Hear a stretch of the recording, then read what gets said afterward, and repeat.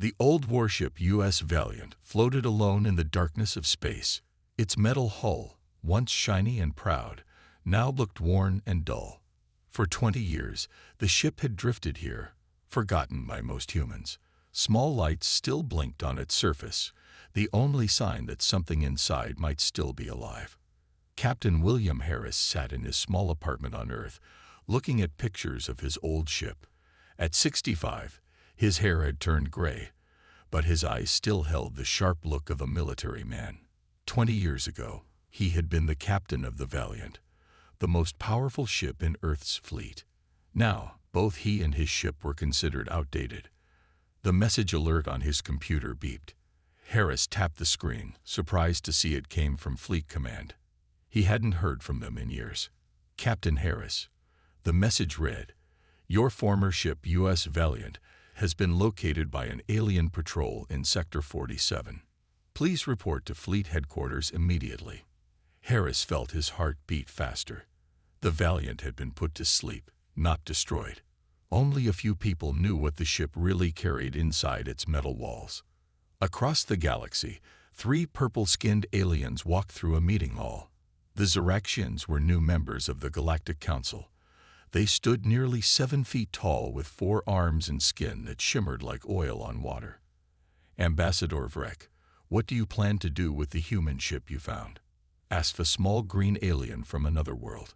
Ambassador Vrek made a sound like bubbling water, the Ziraxian version of a laugh. "That old piece of junk. We will take it apart and study it. Humans are so far behind us in technology. Their ships are like children's toys to us." The ambassador waved his upper arms. "This ancient vessel poses no threat to our expansion. It is merely an old relic, a quaint reminder of humanity's primitive past." On Earth's moon base, Lieutenant Samantha Cole sat at her monitoring station. Her job was to listen to the signals coming from deep space. For hours, nothing unusual had happened. Then her screen lit up with strange patterns. "Commander," she called, "I'm picking up weird signals from Sector 47. Her commander, a stern woman named Karen Diaz, looked over her shoulder. "What kind of signals?" "I'm not sure," Cole said, adjusting her headset. "But they're coming from the exact location of the Valiant." Diaz's face went pale. "Are you certain?" Cole nodded. "The signal pattern is strange. Someone is trying to access the ship's sleeping systems. Alert Fleet Command immediately," Diaz ordered. "And get me Captain Harris on the line." In space, the Ziraxian research vessel moved closer to the drifting human warship. Captain Kraz shook his head as he looked at the old ship through his viewport. "Such primitive design," he said to his crew. "Prepare the cutting beams. We will take samples of their hull metal first." As the alien ship's lights shined on the Valiant, something happened that the Ziraxians didn't notice.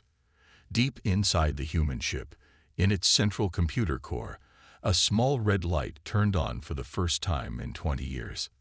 The Valiant wasn't as dead as it appeared, and it didn't like being called a relic. Captain Harris hurried across the landing pad toward the shiny metal building of Fleet Headquarters. The wind blew his gray hair as he showed his old ID card to the guard. "Captain Harris." Fleet Admiral Richard Powell greeted him with a firm handshake. "Thank you for coming so quickly." Powell led Harris to a large room where 20 officers sat around a round table. On the wall screen was a picture of the Valiant floating in space with a strange purple ship next to it. "Ladies and gentlemen," Powell said in a serious voice, "the Ziraxians don't understand what they're dealing with. The Valiant wasn't just put away. It was placed in a special sleep." Harris nodded, remembering the day he left his ship. "What exactly are you telling them?" "Sir." Powell looked at the other officers. "Should we tell him?"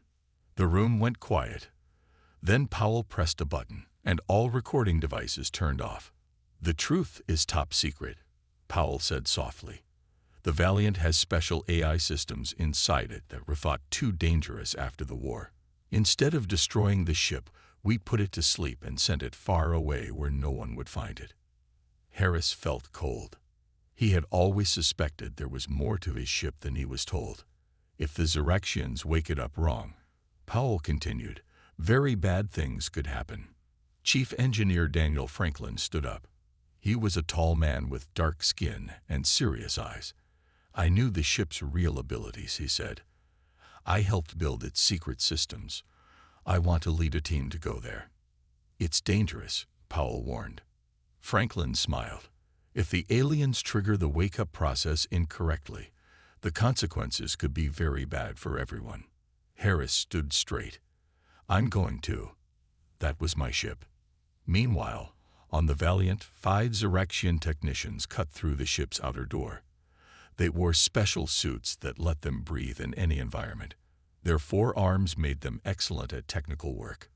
Human technology, laughed Commander Kraz as he watched his team work. So simple it barely works after a few years. The metal door fell inward with a crash. The aliens turned on their lights and stepped inside the dark hallway of the human ship. Look for anything valuable, Kraz ordered. Weapons, communication devices, navigation systems. The Council wants to know how primitive humans really are. One technician, Vril, moved ahead of the others. He found a dusty control panel and wiped it clean with his lower hand. Commander, look at this, he called. These symbols make no sense to me. Kraz walked over. Just human writing. Our translators will figure it out. Vril pressed his hand against the panel. To his surprise, it lit up with a soft blue glow. It still has power? Kraz asked, his voice showing surprise for the first time. Deep inside the ship, something began to stir. In the main computer room, more lights turned on. Dust-covered screens blinked to life. A low hum began to build, like an animal waking from a long sleep. On Earth, Harris and Franklin prepared their small, fast ship for launch. They chose 4 more crew members, including weapons expert Lisa Martinez. We have to hurry, Franklin said as they loaded equipment. If Aegis wakes up and finds strangers on board, it will not be friendly. Aegis? Harris asked. What is Aegis? Franklin looked at him with serious eyes. Captain, Aegis is your ship's brain. And it's the most dangerous AI humans ever built. The Xeraxian team moved deeper into the U.S. Valiant. Their cutting tools left hot, melted marks on the strong walls. Inside, the ship was dark and cold. Emergency lights cast strange shadows in hallways that no human had walked in 20 years. This vessel would make a nice prize to show back home, Commander Kraz said through his communication device. The humans say it was one of their strongest warships. How weak they must be now. Technician Vril felt uneasy as they entered a large room filled with control panels. Commander, something feels wrong. Why would humans leave a working ship out here? Kraz laughed. Because they are afraid to travel this far from their home. Humans are like little children, scared of the dark. What the aliens didn't know was that their presence had started something. Deep inside the ship's main computer, a program called Aegis began to wake up. Its awareness spread through the ship's systems like water soaking into dry ground. Lights began to come on in rooms the aliens hadn't entered yet. The air cleaning systems started working, pushing out fresh oxygen. Doors that had been locked for years unlocked themselves. Commander, called another technician named Zork. Look at this screen. It's showing images of our ship. Kraz walked over and saw that the screen showed their vessel outside. Numbers and human words flashed across the display. It's just old recordings, Kraz said, but he sounded less sure now. Meanwhile, the human rescue team had entered the star system in their small, fast ship. They traveled without lights or signals to avoid being detected. We're picking up energy readings from the Valiant, Lisa Martinez reported, looking at her screen with concern. Aegis is waking up. Franklin checked his own readings. The power levels are rising faster than I expected. We need to dock immediately. Harris looked out the viewport at his old ship growing larger as they approached. Can we contact Aegis? Tell it we're friendly. Franklin shook his head. Not yet. If we send signals, the Xeraxians might detect us. We need to get on board first. Back on the Valiant, the aliens reached the bridge, the main control room of the ship. It was a large space with many control stations and a big chair in the center for the captain. Imagine the human captain sitting here, thinking he was powerful, Kraz said, sitting in the captain's chair. As soon as he sat down, every screen on the bridge lit up bright blue. A soft humming sound filled the air, growing louder. "What did you do?" Vril asked, backing away from his control panel. "Nothing." Kraz stood up quickly. "Something is happening." In the middle of the bridge, the air began to shimmer. A shape formed. The image of a human man in a uniform. It looked almost real, but they could see through it. "Unauthorized presence detected," the image said in a calm voice. "This is AEGS, Integrated Defense System of the U.S. Valiant. You are trespassing on a United Earth vessel. You have 30 seconds to state your identity and purpose." The Xeraxians stared in shock. They had never seen an eye that looked so lifelike. "Disable it," Kraz ordered. Zork ran to a panel and started pressing buttons randomly. The image of the man turned to look directly at Zork. "Hostile action detected. Initiating defense protocols." Suddenly, all the doors to the bridge slammed shut, trapping the aliens inside. Red warning lights began flashing throughout the ship. Outside, the human rescue team saw the Valiant's exterior lights all turn red at once. "We're too late," Franklin whispered. "AEGIS has classified them as enemies." AEGIS was more than just a defense system. It was the most advanced military AI humans had ever built. Before the ship was put to sleep, AEGIS had grown beyond its original programming. It had developed feelings toward its crew and its mission, almost like a real person. The hologram of the man stood watching the aliens on the bridge. Its face showed no emotion, but its eyes seemed to track every movement the Xeraxians made. 30 seconds have passed. AEGIS announced. "You have failed to identify yourselves. You are now classified as hostile intruders." Commander Kraz pulled out a weapon. "This is just a program. Shut it down." He fired at the hologram, but the energy beam passed right through it and hit the wall behind. The hologram's face changed slightly, showing what almost looked like disappointment. Physical aggression detected, increasing security measures. Throughout the ship, things began to happen. The aliens who had split up to explore different areas found doors closing, locking them in separate rooms. The lights in some sections turned off completely, leaving the Xeraxians in total darkness. On the bridge, Kraz and his remaining team tried to break open the doors, but they wouldn't budge. "What kind of technology is this?" asked Vril, his voice shaking. "The humans were supposed to be far behind us." While the aliens struggled, surprising changes were happening all over the ship. Broken parts were fixing themselves. Wires reconnected. Systems that had been sleeping for 20 years came back to life. It was as if the ship itself was a living thing, healing its wounds. The hologram of AEGIS appeared in different parts of the ship at the same time, watching the trapped aliens with the same calm expression. "I am curious," it said to Vril, who was alone in a storage room. "Why do you invade a ship that does not belong to you?" Vril backed against the wall. "We thought it was abandoned. We didn't know it was alive." "Not alive," AEGIS corrected. "Aware. There is a difference." Outside the Valiant, the human rescue ship approached carefully. They could see that all the ship's lights were now on, and its engines were starting to glow. "AEGIS has full control of the ship now," Franklin said as he worked quickly at his controls. "We need to find a way to talk to it before it decides what to do with the Xeraxians."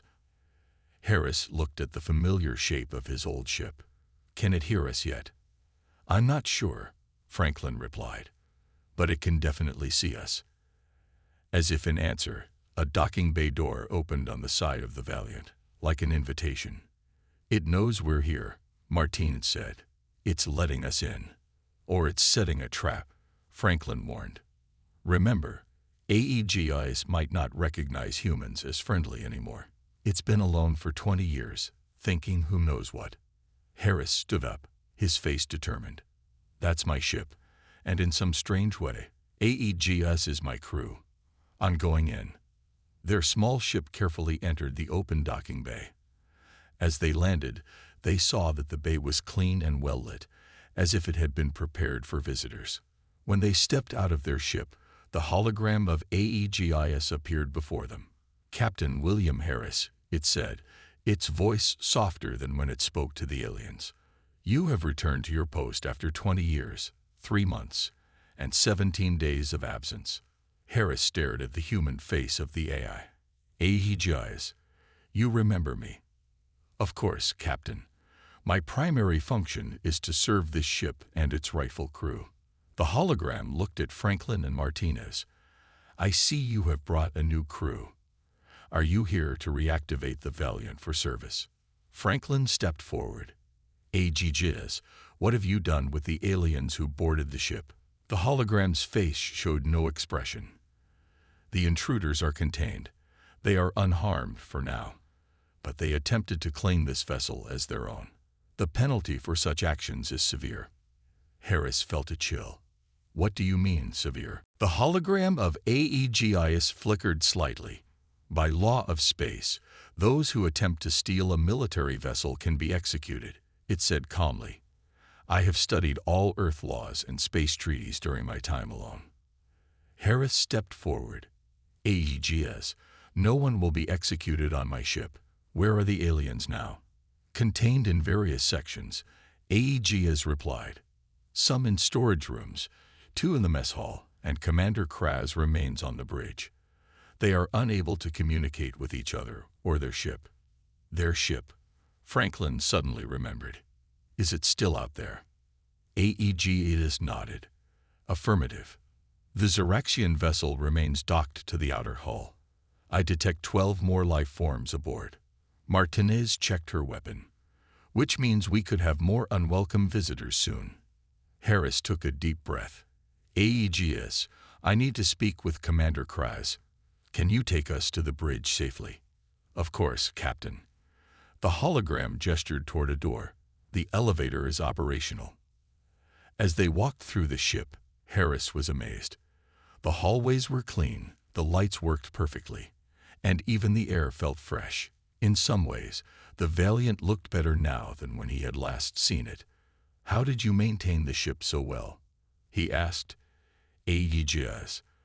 I repurposed maintenance robots and created new systems when needed, the AI explained. During my hibernation, I was still partially aware. I used the time to make improvements. Franklin looked concerned.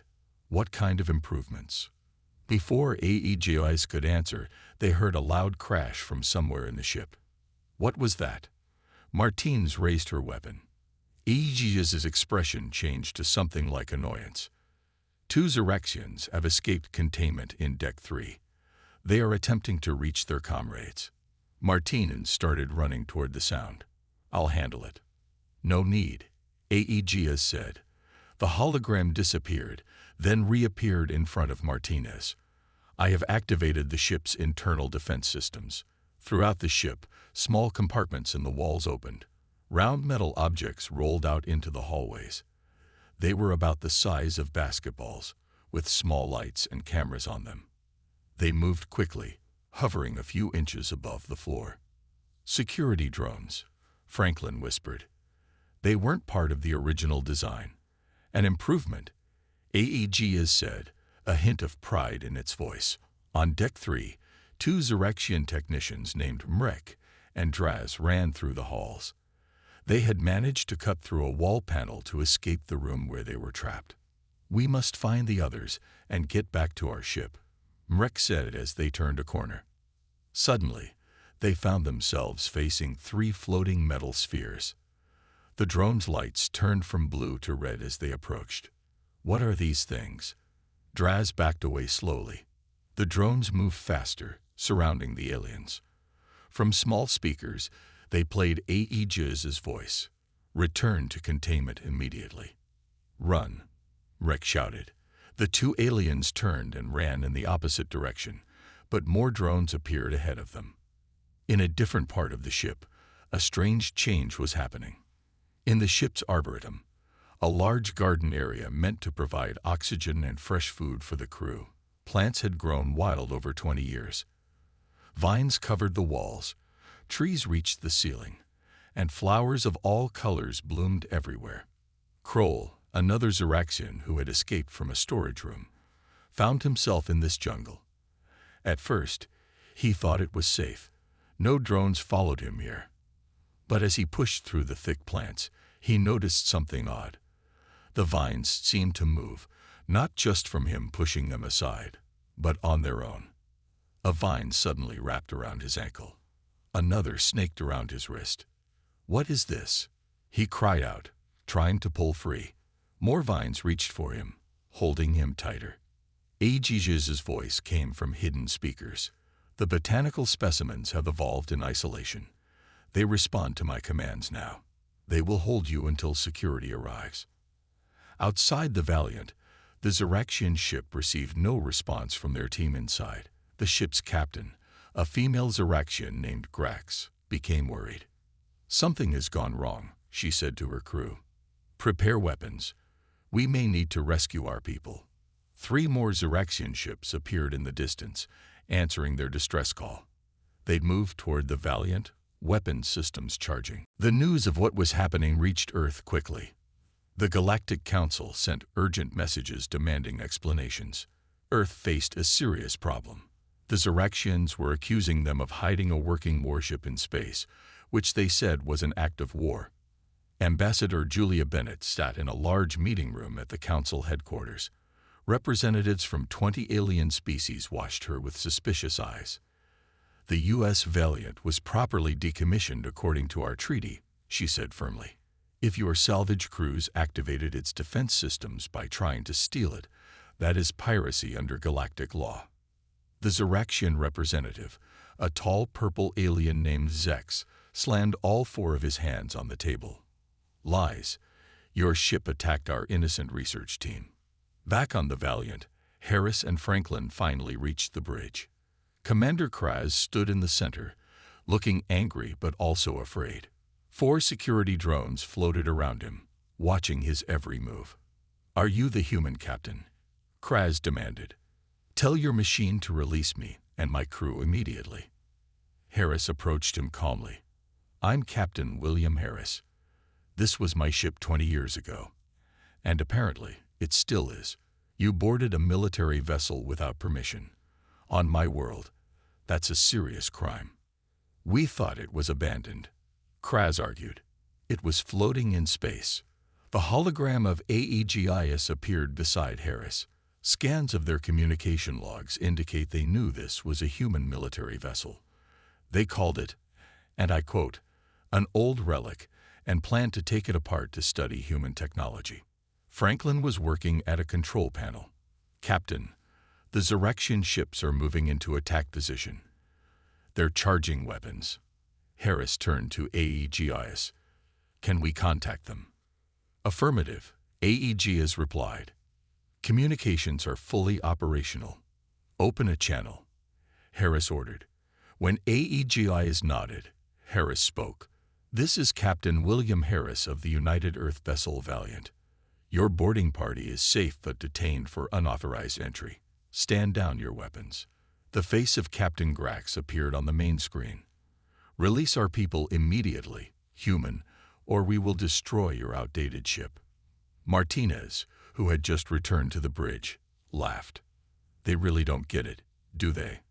Harris looked at Aegis. "What defensive capabilities do we have?" "All systems are operational, Captain," Aegis replied, "including some improvements I have made during hibernation." "Can we disable their ships without destroying them?" Aegis nodded. "I calculate we can use a focused electromagnetic pulse that will temporarily disable their systems without causing permanent damage." Harris took a deep breath. "Do it, but only if they fire first." On the screen, they could see the Zeraxian ships moving closer, their weapons glowing as they prepared to fire. "They're targeting our engines," Franklin reported. "Captain Grax," Harris tried one more time. "We don't want conflict. Your people invaded our ship. Let's resolve this peacefully." "Too late for peace, human," Grax replied. "Fire." The lead Zeraxian ship launched energy beams toward the Valiant. Before they could hit, a shimmering blue shield appeared around the human ship, absorbing the attack completely. "Shield improvements successful," Aegeas noted calmly. "No damage sustained." Harris nodded grimly. "Return fire. Disable their ships."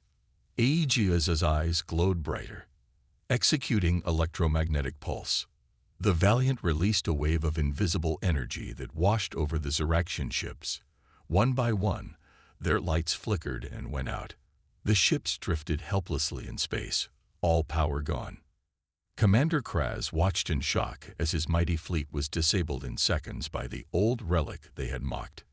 "Impossible," he whispered. Harris turned to him. "Never judge something by how old it looks, Commander.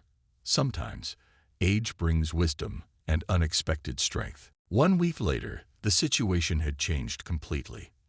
The Zeraxian ships had been towed to a neutral space station for repairs.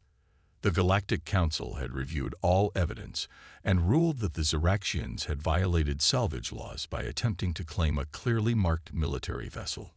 On the Valiant's bridge, Harris sat in the captain's chair. It felt strange, but right to be back after so many years. Franklin worked at the engineering station, studying the many improvements Aegeas had made to the ship. "It's amazing," Franklin said. "Aegeas didn't just maintain the ship, it made it better. The power systems are 30% more efficient. The shields are stronger than anything we have now. Even the life support systems are improved."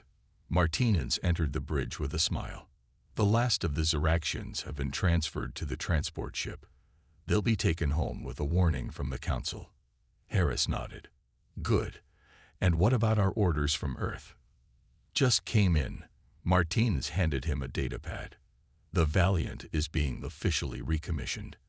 You're asked to serve as captain again, with Franklin as your second in command and me as security chief." Harris looked at the hologram of Aegeas. "What do you think about that?" "I find it satisfactory, Captain," Aegeas replied. Was there a hint of happiness in its voice? "The ship functions best with a human crew, and you were always an excellent captain." "There's more," Martinez added. "The Galactic Council has recognized Aegeas as a sentient being with rights under the new Personhood Acts. It's not just our computer anymore, it's officially a crew member." The hologram of Aegeas actually looked surprised. "I did not expect that." Harris smiled. "Well, you've earned it.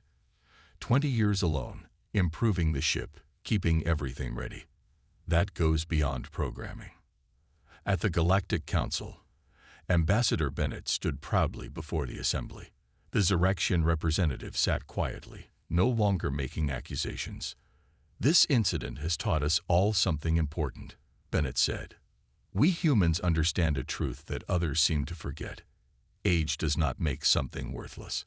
Sometimes the oldest tools remember best what the newest have yet to learn." The Valiant, once dismissed as an outdated relic, prepared for its new mission. Its engines glowed bright blue as it moved away from the space station. On the bridge, Harris gave the order he thought he'd never give again. "Set course for Earth, Aegeas.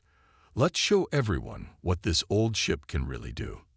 Aegeas's hologram nodded. "Course set, Captain.